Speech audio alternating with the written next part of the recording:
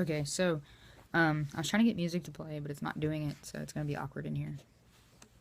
I guess by myself since there's nobody else here.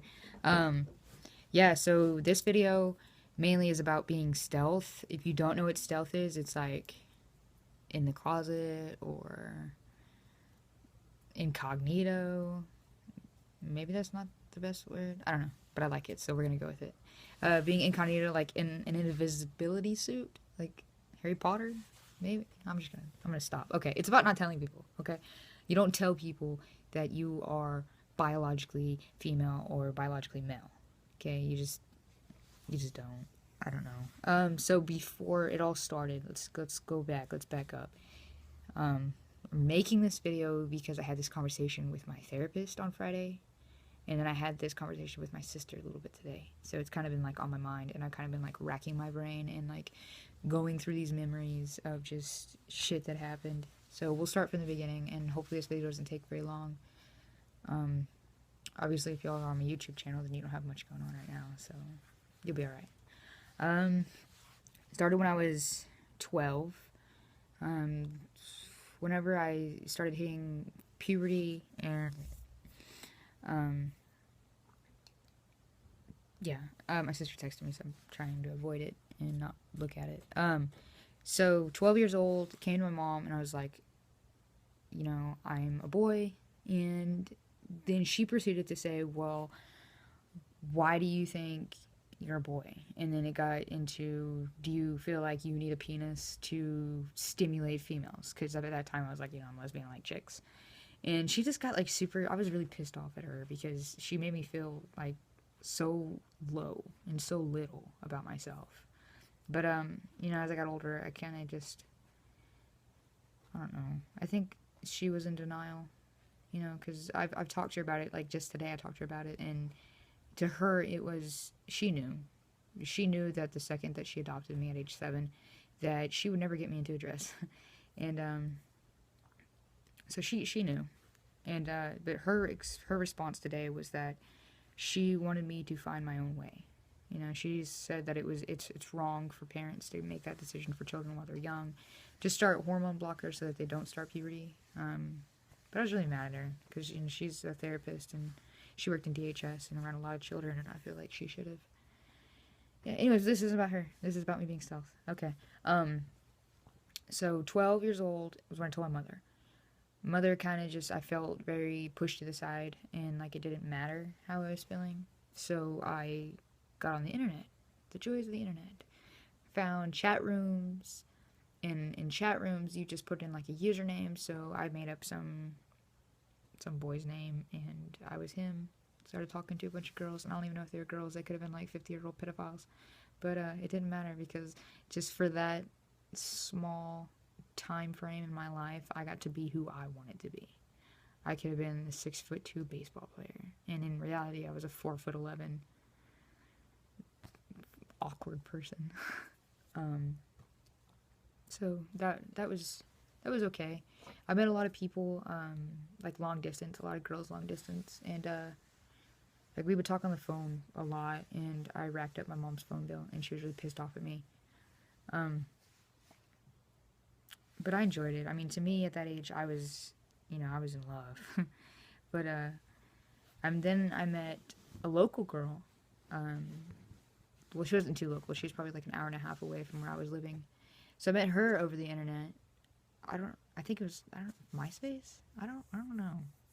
I don't know. They had like weird stuff like Bebo or some shit back then.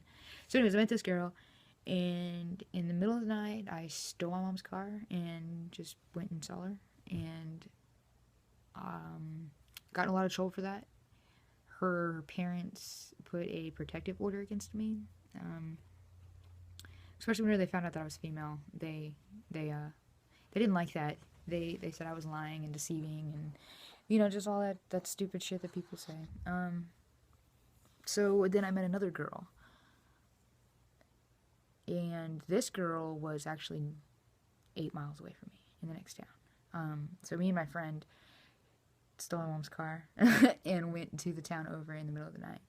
And I didn't have my hair short then, so I like pulled my hair up into like a ball cap, like this ball cap.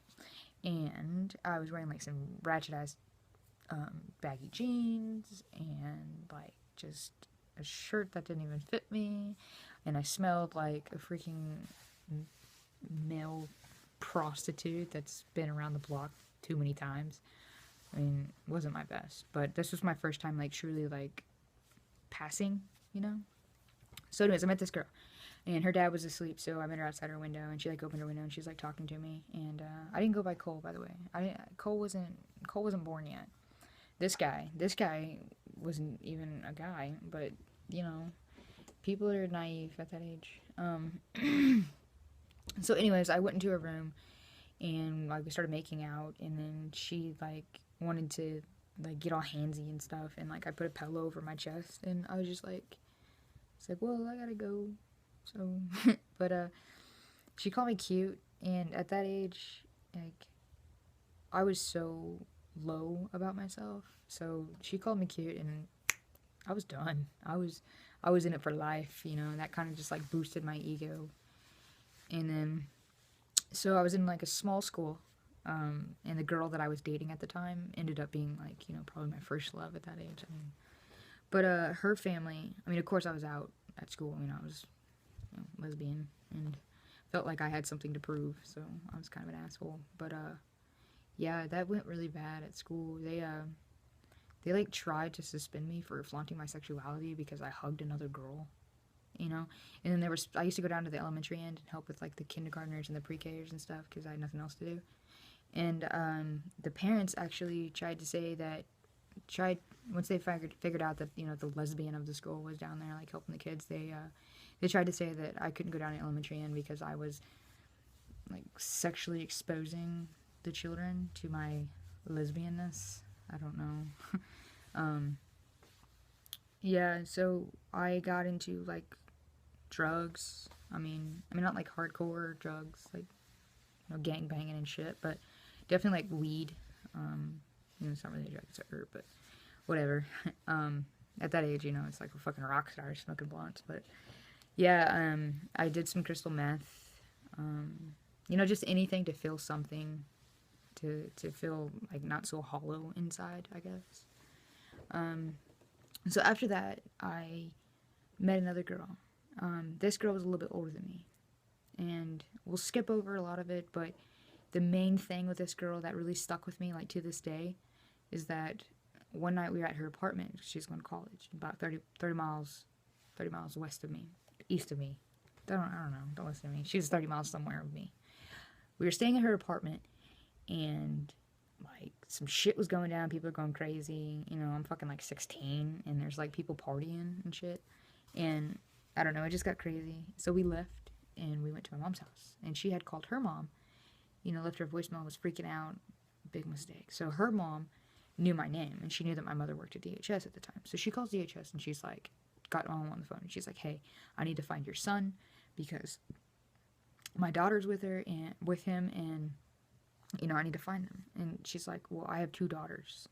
And this girl's mom was like super Christian, you know, like whatever. And so she came and found us at my mom's house, and like freaking just banging on my door. So I went and opened the door, and I like peeked through, and it was like, there's her mom, and she like pushed herself through my door.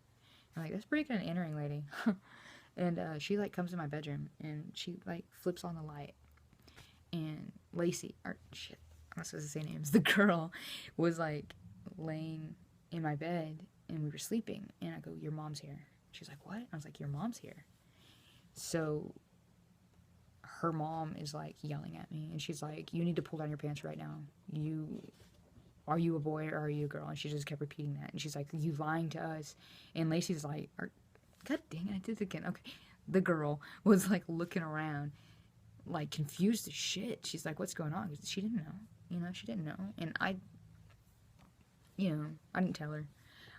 So anyways, I tell this story like to the most people back in the day, you know, that I was a hermaphrodite, or that my parents before my mom fed me hormones or something, and it made me like grow boobs or something, you know. I just made up some ridiculous story. So we go back to her apartment the next day, and her mom doesn't know, like her mom obviously doesn't want me around her, But her mom comes over, she's banging on the door, and we're sleeping again. I was like, oh shit, that's your mom, because I noticed the knock. And so I run to her roommate's bathroom, and I'm like hiding in the bathroom, like scared shitless, like crying and shit.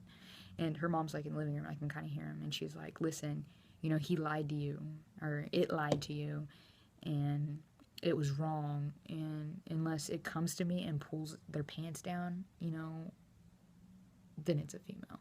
Like, she's like, you know what, I don't care, I love him anyways, I know I did it again, just ignore me, we'll just go with it, I won't give out last names. She's like, I love him anyways, you know, and like her mom had this long prayer with her, and it was just, it was pretty bad. That was probably one of the most traumatizing. So yeah. Oh, what happened to the girl? That's weird. Freaking cat walked in. Hold on.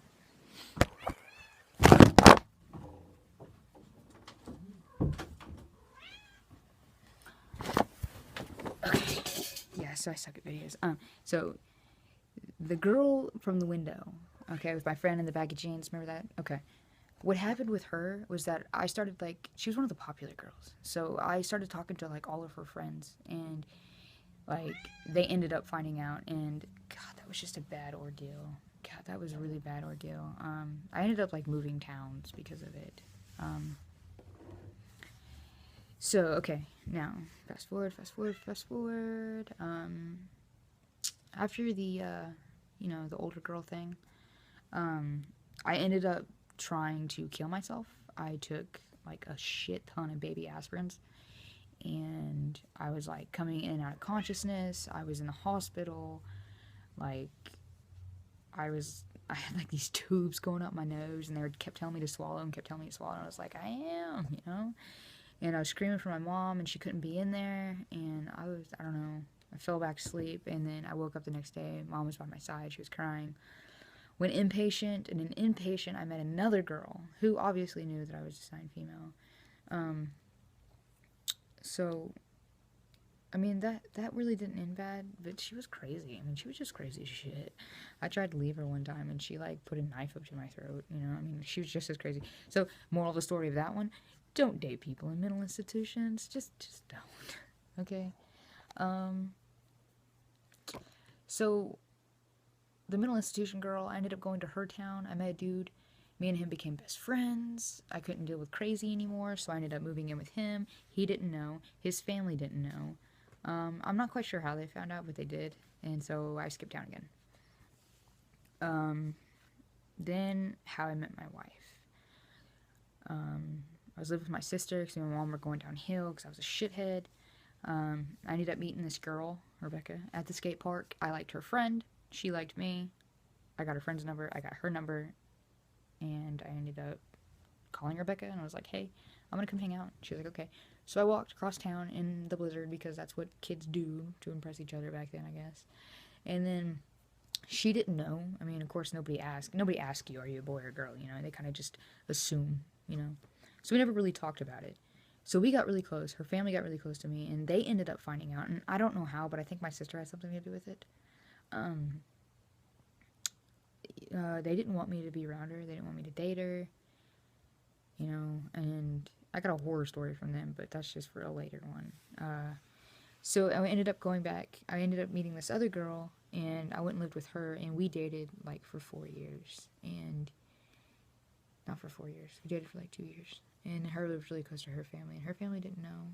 But her family knows now, but they're probably the most, like, accepting people that I have met in a long time. Like, her mom, I still talk to her mom, and I still talk to her sister. Her sister's got really close to me. But I'm her son, you know, hands down. She sees me, and, you know, she gives me hugs and tells me she loves me. So, yeah, we never really talked about me being transgender, though.